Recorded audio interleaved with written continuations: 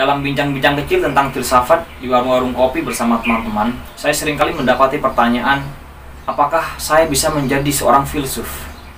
Pertanyaan yang berupaya untuk memastikan apakah Anda dan saya bisa menjadi filsuf. Memang tidak mudah menjawab pertanyaan ini, tetapi mari kita coba bincangkan persoalan ini.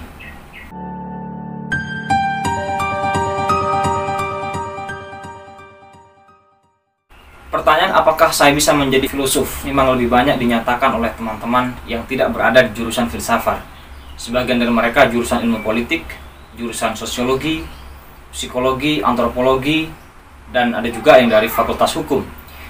Pertanyaan ini seolah-olah ingin memastikan apakah mereka juga berkesempatan untuk menjadi seorang filosof atau menggemari filsafat, sekalipun mereka tidak berada di jurusan yang memang khusus membicarakan tentang filsafat, atau teman-teman yang memang aktivitas kesehariannya di dalam bidang pemikiran tidak berhubungan sama sekali dengan filsafat. Apakah orang-orang ini masih punya kesempatan untuk belajar filsafat atau bahkan lebih jauh dari itu menjadi seorang filosof? Untuk menjawab pertanyaan ini saya ingin bercerita tentang pengalaman saya secara pribadi. Saya lahir dari sebuah pulau bernama Masa Lembu. Pulau ini jauh sekali.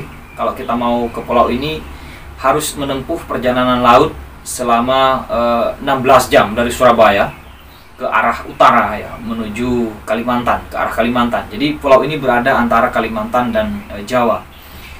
Di pulau ini tentu saja bukanlah sebuah pulau para filosof seperti di tanah Yunani ya, atau daratan Cina yang melahirkan banyak pemikir-pemikir seperti Konfusius dan Taoisme atau orang-orang yang bergelut di bidang Taois. Juga bukan tanah seperti tanah India misalnya yang melahirkan Siddhartha Gautama. Tanah ini adalah tanah biasa yang kita belajar dalam keseharian seadanya, bahkan guru-gurunya juga tidak ada. Jadi sama sekali kita juga tidak mengenal filsafat pada waktu itu. Baru kemudian saya berkesempatan untuk berhijrah kira-kira, pergi ke Jawa, ke kota Malang. Saya belajar di Universitas Islam Malang, jurusan pendidikan bahasa Inggris. Mula-mula saya tertarik kepada pergerakan mahasiswa. Jadi saya banyak membaca tentang literatur sejarah pergerakan mahasiswa. Buku-buku karya Sohogi juga saya baca, seperti catatan seorang demonstran, zaman peralihan, orang-orang di simpang kiri jalan, kemudian ada di bawah lentera merah, atau bukunya Ahmad Wahid misalnya, pergolakan pemikiran Islam, itu juga saya baca. Selain itu banyak lagi buku-buku sejarah-sejarah pergerakan mahasiswa juga saya baca.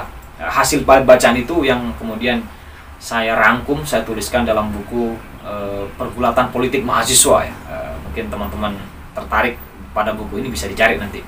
Nah, menjelang semester 5, di tengah aktivitas saya yang cukup padat di Pers Fenomena, punyanya Fakultas Keguruan dan Ilmu Pendidikan Unisma, saya diajak oleh teman untuk belajar tentang Cultural Studies di komunitas Ngantiwani. Komunitas ini mencoba membedah secara ketat bukunya Chris Barker tentang Cultural Studies, Teori dan Praktik. Nah, buku itu dibaca paragraf per paragraf, ditafsirkan, dan ada pentasihnya. Pada waktu itu adalah Winarko, kita memanggilnya Kang Pai. Kang Pai ini salah satu sosok pemikir menurut saya yang sangat menyukai buku-bukunya Zizek. Konon cerita dia telah menerjemahkan dari beberapa karya Zizek, tetapi tidak diterbitkan karena tawarannya dari penerbit sangat murah, katanya begitu. Nah, disitulah saya mencoba menggali berbagai pemikiran cultural studies tentang teori-teori kebudayaan. Saya lalu mencoba menelusuri dari mana datangnya pemikiran-pemikiran kajian kebudayaan itu. Akar-akarnya dari mana? Rupanya juga ada yang mendasarkan dari Marxis misalnya. Saya mencoba mencari dari mana Marxis ini datang akar-akar pemikirannya. Ternyata itu juga berkelindan dengan berbagai pemikiran terdahulu, misalnya sampai ke Aristoteles. Nah, disitulah saya mulai mencari ancang-ancang kemana kemudian saya harus menelusuri berbagai rangka pemikiran itu. Kemudian menjelang akhir semester 6, ada teman lain yang mengajak saya untuk gabung di suatu kajian filsafat yang ada di Kota Kepanjen, Kabupaten Malang. Kajian ini rupanya diampu oleh seorang pemikir muda Indonesia, saya kira. Beliau adalah Ahmad Zafir Zuhri, sosok guru yang saya sangat kagumi hingga hari ini.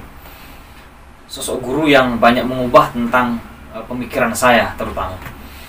Nah, beliau mencoba mengkaji filsafat ini dari pemikir Yunani. Para pemikir Yunani diulas atau dibahas secara per tokoh. Lalu kemudian kita para peserta yang ada di forum itu mendiskusikannya dengan berhadap-hadapan, kontra dan pro terhadap suatu gagasan tokoh filsafat Yunani yang sedang dibahas. Pasca itu lalu kemudian dilanjutkan dengan pemikiran tradisi filsafat Islam, lalu dilanjut kepada pemikiran tradisi filsafat Timur. Itu semua diampu langsung oleh Ahmad Dhafir Zuhri, oleh Pak Dhafir saya memanggilnya. Nah, sejak itulah saya sangat menyukai filsafat ini, tanpa kemudian saya diributkan untuk berpikir apakah saya akan menjadi seorang filsuf atau bukan. Yang pasti saya menyukai dengan tradisi berpikir seperti itu, tradisi berpikir yang menurut saya mengajari banyak hal ketika kita berhadapan dengan sesuatu yang dianggap benar di masyarakat, misalnya sesuatu yang datang kepada kita yang dinyatakan sebagai benar, maka dengan semangat berfilsafat kita bisa memeriksa setiap hal itu untuk kemudian menguji sejauh mana kebenaran yang dibawa oleh suatu ajaran tertentu atau suatu pendapat tertentu. Disitulah saya kemudian terus gemar membaca berbagai literatur filsafat kemudian dengan teman-teman yang ada tentu saja di kelompok itu. Menariknya, kelompok belajar filsafat ini tak lama kemudian menjadi Sekolah Tinggi Filsafat Al-Farabi yang hingga hari ini berada di Kota Kepanjen. Tradisi-tradisi yang dibangun di dalam Sekolah Tinggi Filsafat Al-Farabi ini adalah selain mengajarkan kita bagaimana berpikir, juga mengajarkan kita bagaimana menulis, terutama menulis yang sifatnya cukup populer, yang mudah kita baca, mudah kita sampaikan kepada khalayak umum yang mungkin sangat awam terhadap filsafat pada awalnya. Disitulah minat filsafat saya mulai tumbuh, dan saya merangkum setiap diskusi-diskusi yang kita lakukan, baik bersama dengan teman-teman maupun diskusi-diskusi yang dipimpin langsung oleh Pak Dhafir.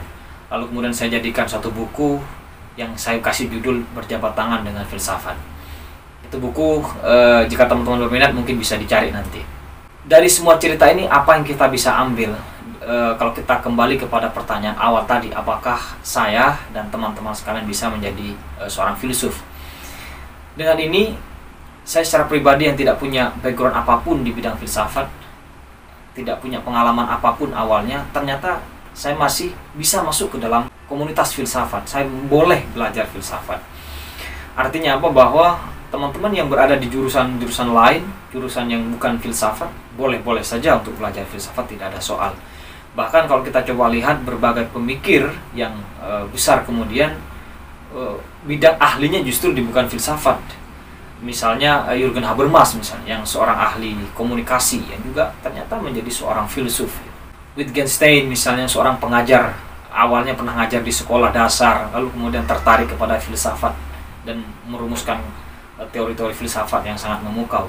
Tentu saja banyak pemikir-pemikir lain yang juga basicnya tidak berangkat dari filsafat dalam arti disiplin sebagaimana kita temukan di sekolah-sekolah atau di kampus-kampus hari ini. Jadi sebetulnya filsafat itu sesuatu yang cukup cair, tidak terbatas kepada ruang bernama fakultas atau jurusan atau program studi filsafat itu sebetulnya. Kalau kita lihat bagaimana sejarah awal filsafat itu sendiri, kita bisa tanya misalnya apa jurusan Plato saat sekolah, apa jurusan Aristoteles saat sekolah di akademia misalnya. Saya kira tidak ada pada waktu jurusan filsafat. Ya mereka sebagai seorang yang ingin mencari kebijaksanaan, mencari pengetahuan, orang-orang yang mencoba memastikan, menginvestigasi tentang kehidupan ini, lalu kemudian mereka menuliskan berbagai temuan-temuannya. Itulah yang kita kenal hari ini sebagai seorang filosof. Jadi dengan demikian teman-teman sekalian sangat boleh untuk belajar filsafat, dan bahkan bisa jadi Anda sekalian adalah calon filosof masa depan bagi Indonesia.